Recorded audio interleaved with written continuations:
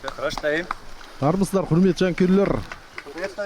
Біздің командаларымыз Түркия жерінде оқу жаттығу жиындарын жалғастыруда. Бүгін тағы бір кездесуді сіздердің назарларыңызға ұсынамыз. Ордабасы командасы Тель-Авив Грузияның командасымен кездеседі. Бұл енді екі ұжым арасындағы алғашқы бәсеке. Бұған дейін Шымкенттің Ордабасы және Грузияның Тель-Авив командалары өзара кездеспеген.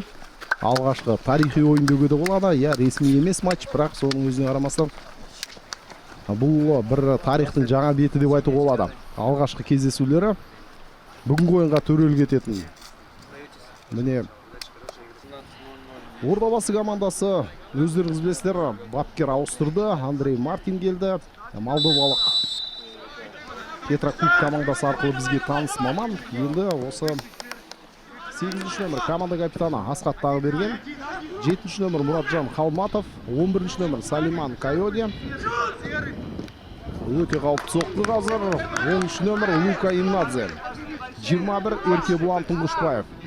Лука Имнадзе бүгін өзінің отандасы ауыс-түйіс болды команда құрамында.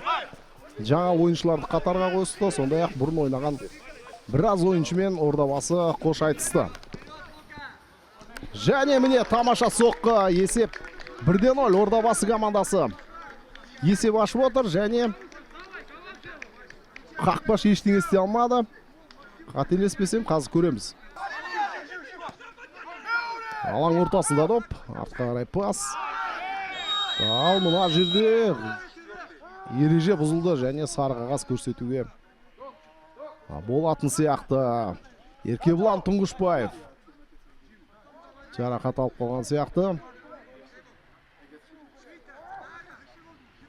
Жарақаты қаншалықты екен қазір көрейік. Қызыл қағаз төреші қызыл қағаз көрсетіп отыр. Керек болған сияқты Тель-Авив командасына, онсыз да жеңіліп жатыр. Қақпалы ғой, тамаша соққы Никола Антич. Қақпаш қайтарды допты. Тағы да ашық қалған ойыншы бар. Қақпаға тіке соққы. Челядик секіріп көрді. Бұлай соққы жасатпау керек әрине. Жақын ойнау керек қарсылас футболшыға. Кайоде қысым жасап көріп еді қақпашқа. Ақыры міне сол прессингтің арқасында доп тартып алды. Кайоде пас беріп отыр. Қақпаға соққы жасауға болады. Тағыберген тепті, бірақ қақпан дәл көздемеді. Ал қазір Мұратжан Халматов. Тамаша соққы, есеп 2-0. Гол авторы Халматов.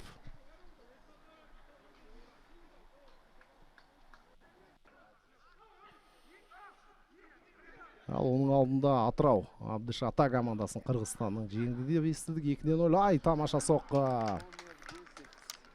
Лука Имнадзе дубль жасап отыр. Өте жылдам соққы жасады. Қақпаш тіпті үлгірмеді топқа секіріп. Тағы да мүмкіндік бар. Швырев қақпаға соққы, есеп 4-0. Вячеслав Швырев жаңа командасындағы алғашқы голын соғып отыр.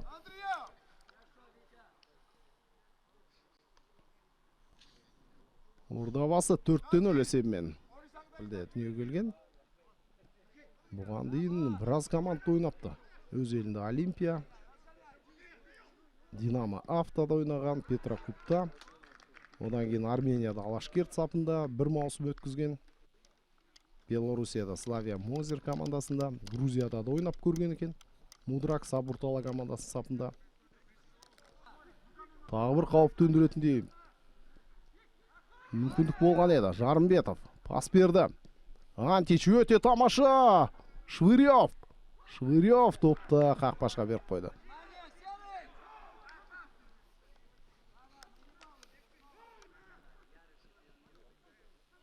Әли Тұрғанов топтың алдынан шықты, бірақ пас өтіп кетті. Пенальти. Төреші пенальти белгілеп отыр. Сқырық шалынды. Қақпаға соққы және гол. 5-1 есеп. Тель-Авив ақыры гол соқты, бірақ Челядниктің қақпасын емес, бұл жолы Қажымқан Төлепбергеннің қақпасына соғылып отыр гол.